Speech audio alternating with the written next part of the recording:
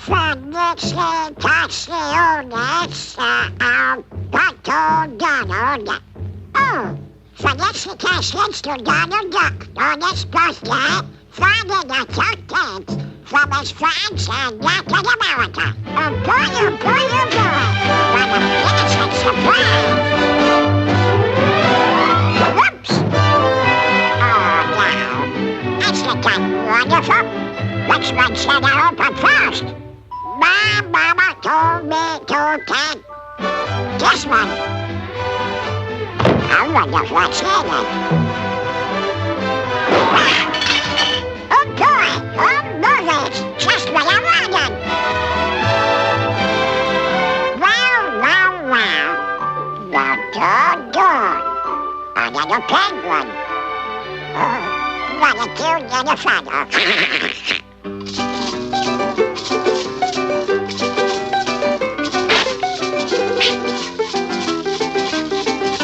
What is this? How do you open this thing anyway, huh? Good, I'm good, I tell you.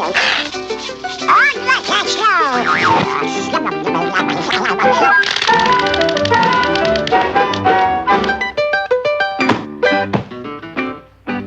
The show must go on.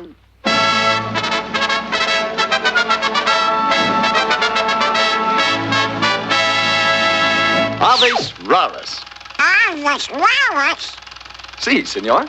That means strange birds. Oh, sure. I know. Birds.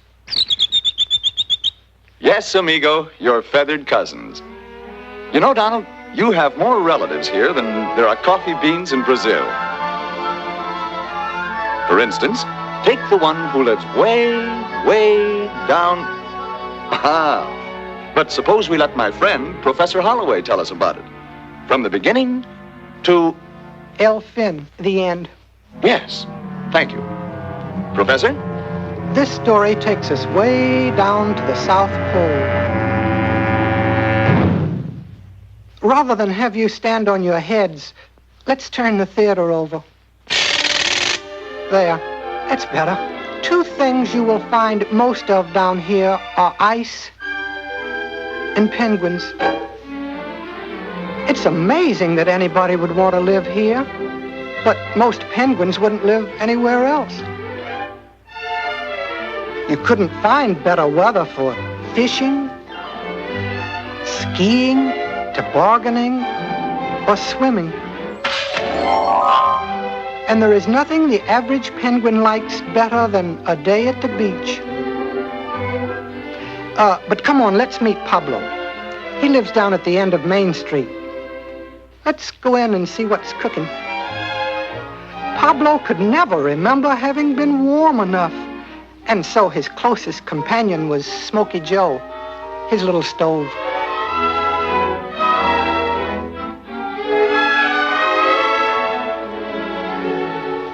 Between chills, Pablo had one burning desire to spend the rest of his life on some tropical shore. So we see him bravely set forth for the isle of his dreams. The other penguins turned out to give him a big send-off. But when he gets just so far away from his stove, see what happens?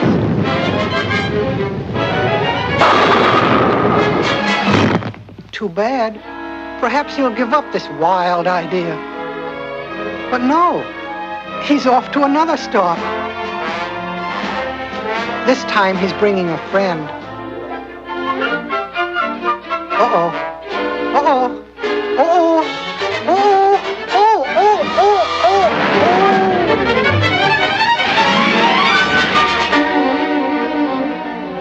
Anyway, it was a hot idea.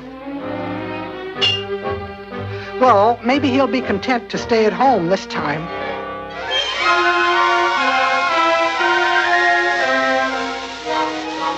But no, there he goes, hot-footing it to the land of the sun. By now, the farewell committee has been reduced to 2.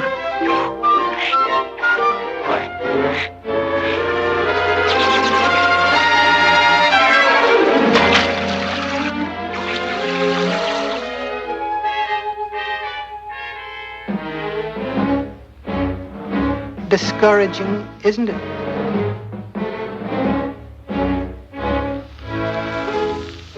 Suddenly, Pablo got one of those ideas that change a person's whole life. A boat. But where would he get a boat? Just watch.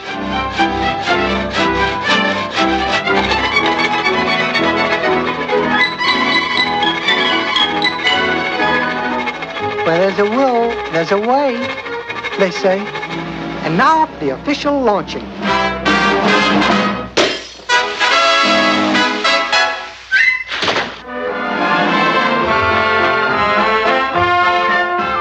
Day after day, the south wind carried him north. One day, a blanket of fog rolled in, and it was so thick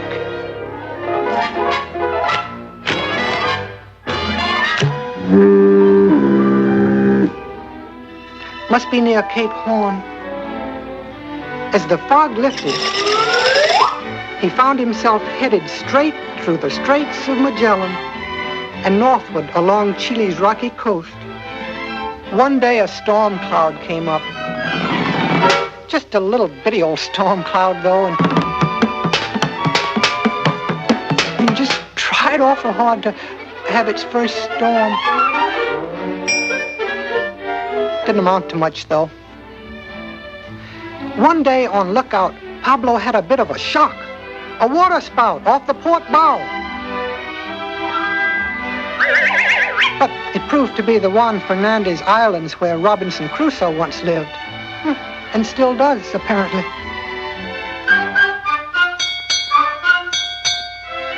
Four bells and all's well.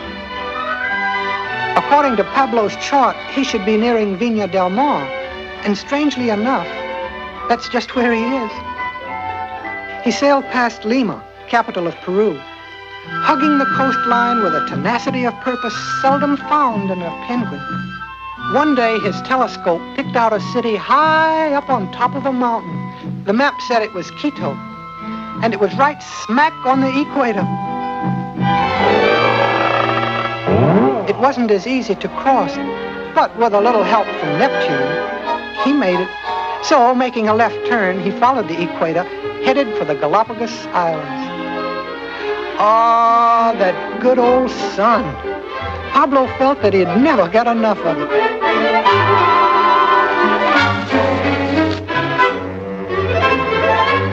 Oh, he hadn't counted on this. Things looked pretty bad. Help! Man the pumps, she's sprung a leak. Pipe all hands on deck.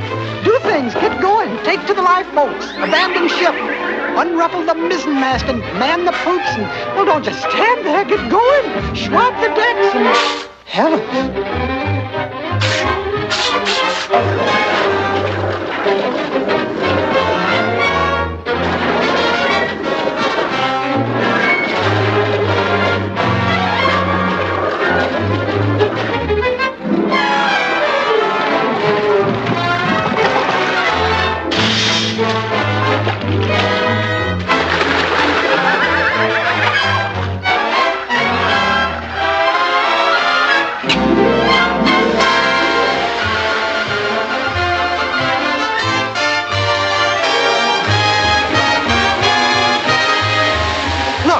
What's that? Just what he's been looking for. Pablo has finally reached the isle of his dreams.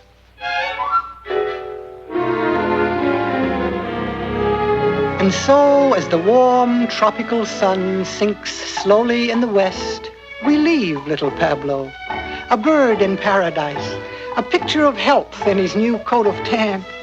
He should be the happiest penguin in the world. Only sometimes he gets to thinking...